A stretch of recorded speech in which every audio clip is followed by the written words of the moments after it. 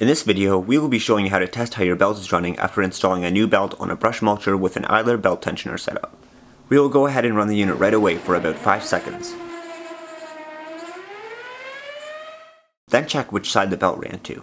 You will want to make sure the belt can easily run to the opposite side as well, so in order to test that, take the crossplate off and tighten the turnbuckle one turn on whichever side the belt is currently on. This will put tension on that side of the belt and hopefully cause the belt to run to the opposite side. Run the unit again for 5 seconds.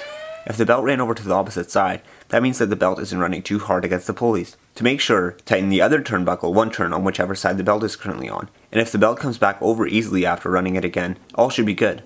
But if the belt didn't come over, then the tensioner bracket will need to be adjusted. In that case, loosen the turnbuckles and take the idler and idler pin out.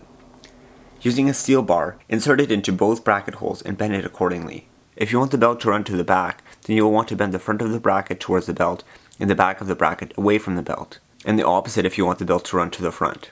Test it again and make sure you can move the belt back and forth by adjusting the turnbuckles one turn. Keep in mind that the goal isn't to have the belt running in the middle, we just want to make sure it doesn't run too hard against the pulleys. Make sure the belt is running clear of all components and that it's not running over the idler. Also check for belt flaking. If all is good, you are then able to tighten up the turnbuckles evenly again, and the proper belt tension specs would be 1/2 inch deflection at 4¼ pounds of force on a new belt, and 1/2 inch deflection at 3 pounds of force for a used belt. Install the crossplate again and you're ready to use your unit again.